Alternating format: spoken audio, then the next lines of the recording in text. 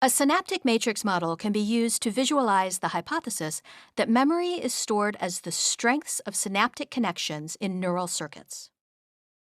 Imagine we have 5 output neurons, here labeled with Roman numerals 1 through 5, whose dendrites intersect with and can receive input from 5 axons, here labeled with letters A through E. A subset of these intersections results in the formation of synapses, as represented by the dots. We can simplify the model by using 1 to represent sites with synaptic connections and 0 to represent sites without synaptic connections. The firing patterns of the presynaptic axons A through E provide input into the system. 1 represents the firing of an input neuron, and 0 represents no firing at a given time.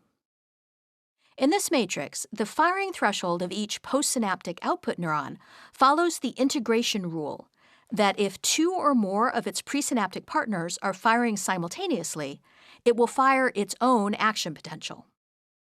The input-output pattern of this circuit can, in principle, be used as a model for event-triggered memory recall, where each input pattern represents an event, and each output pattern represents a memory of the event.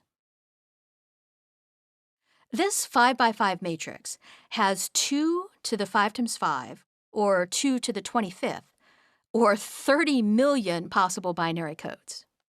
A 100 by 100 matrix has 2 to the 100 times 100, or 2 to the 10,000 possible codes, a value that exceeds the total number of atoms in the universe. And while this seems like a very big number, neural circuits are not binary. In reality, synaptic weight can be any weight between 0, no connection, and 1, a maximum strength connection. Thus, synaptic weight matrices can, in principle, store enormous amounts of information that can be used to transform specific input patterns, or events, to specific output patterns, or memory recalls.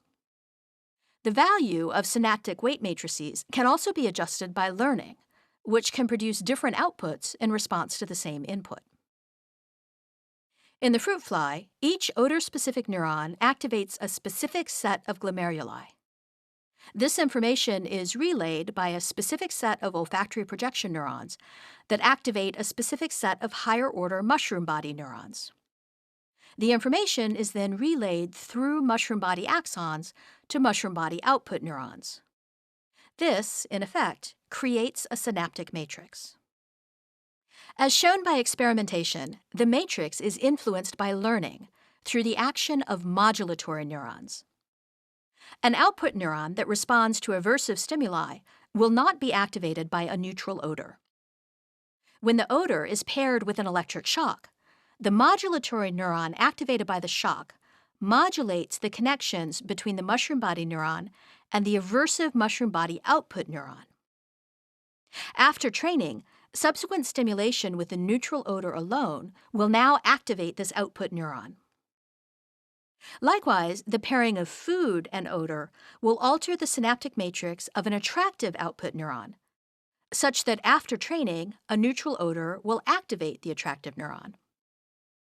The mushroom body circuit in Drosophila provides a specific example of how a synaptic weight matrix can be altered by learning, such that before and after learning, the same odor elicits different behavioral responses.